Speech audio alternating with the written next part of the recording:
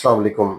अगर आपने भी अपना कोलेस्ट्रॉल का टेस्ट कराया है जिसको फास्टिंग लिपिड प्रोफाइल कहते हैं तो ये वीडियो आपके लिए है। कोलेस्ट्रॉल मुख्तलिफ किस्म का होता है। रिपोर्ट में सबसे पहले नंबर पर टोटल कोलेस्ट्रॉल का जिक्र होता है जिसकी नॉर्मल वैल्यू 200 तक होती है। अगर आपका ये 200 से नीचे है तो परेशान होने की ज़रूरत नहीं है, लेकिन अगर ये 200 से 250 के दरमियान है तो ये बॉर्डर लाइन हाई है। इसके लिए भी आपको दवाई की ज़रूरत नहीं होती, आपने रहन सहन का तरीका चेंज करना होता है। उसके बाद दो कोलेस्ट्रोल के मुख्तलिफ अज्जा हैं जो इस रिपोर्ट में दिए गए होते हैं। एक का नाम एल कोलेस्ट्रोल है, ये बैड कोलेस्ट्रोल भी कहलाता है, और एल मीन्स लो, जिसम में ये लो होना चाहिए, इसका ज़्यादा होना खतरनाक है। और दूसरा एच है जो गुड कोलेस्ट्रोल कहलाता है, और एच मीन्स हाई, यानी ये जिसम में हाई होना चाहिए, इसका कम होना खतरनाक है।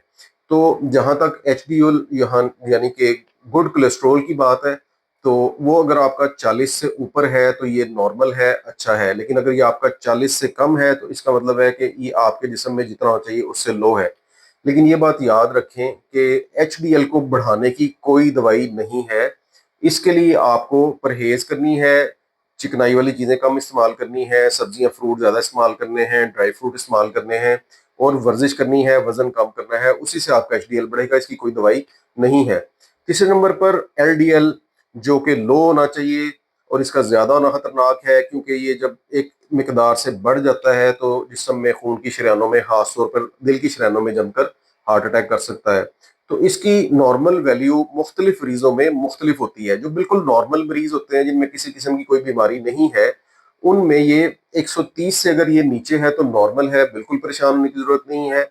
अगर 130 से लेकर 160 के दरमियान है तो इसका मतलब है कि आपको लाइफस्टाइल चेंज करने की जरूरत है, चिकनाई वाली चीजें छोड़ने की जरूरत है, वजन कम करने की जरूरत है, शुगर है तो अच्छी कंट्रोल करने की जरूरत है, और आपको वर्जिश करने की जरूरत है। लेकिन अगर ये 160 से बढ़ गया है, एलडीएल कोलेस्ट्रोल आपका 160 से अगर बढ़ गया है, तब आपने इसके लिए दवाई शुरू करनी है जिसको स्टैटिन कहते हैं। दवाई हमेशा अपने डॉक्टर के मशवरे से शुरू करें, खुद शुरू ना करें।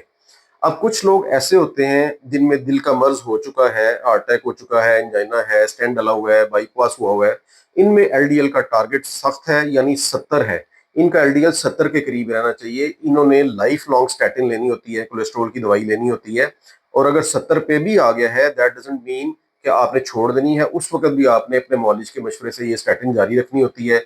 एक ग्रुप शुगर के मरीजों का है, शुगर के ऐसे मरीज जिनकी उम्रें 40 या 40 साल से ज्यादा हैं, उनमें भी कोलेस्ट्रोल का टारगेट, एलडीएल कोलेस्ट्रोल का टारगेट मैं बात कर रहा हूँ, वो 100 है, 100 से नीचे होना चाहिए। और इन मरीजों ने भी स्टैटिन यानी कोलेस्ट्रोल कम करने की दवाई लाइफ लॉन्ग लेनी होती है। आप अपने मौलिज के मशवरे के साथ इस दवाई को जारी रखें। कोई साइड इफेक्ट है, डोज एडजस्टमेंट है, तो अपने मौलिज के मशवरे के साथ करें। अब यहाँ पे मैं जिक्र करता चाहूँगा, चौथी चीज जो लिपिड प्रोफाइल में लिखी हुई होती है वो ट्राइग्लिसराइड्स हैं। ये भी एक मुख्तलिफ किस्म की चर्बी है जो जिस्म में बनती है। इसकी नॉर्मल वैल्यू 150 150 तक होती है। लेकिन ये बात याद रखें कि गाइडलाइंस के मुताबिक अगर आपके ट्राइग्लिसराइड्स 150 से ऊपर हैं, 200 250 300, यहाँ तक के 500 से नीचे हैं, 150 से 500 के दरमियान भी हैं, तो आपने कोलेस्ट्रोल की दवाई जो स्टैटिन होती है वही इस्तेमाल करते रहना होता है। इसके लिए खास दवाई जिसको फिब्रेट्स कहते हैं वो शुरू तब तक नहीं करनी जब तक आपके ट्राइग्लिसराइड 500 से नीचे हैं।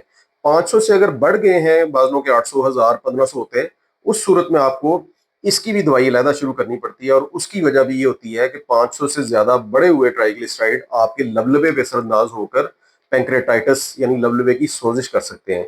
तो ये छोटी सी चंद इसकी वैल्यूज, नॉर्मल कब दवाई शुरू करनी है, कब परहेज करना है, ये उसकी समरी है। शुक्रिया।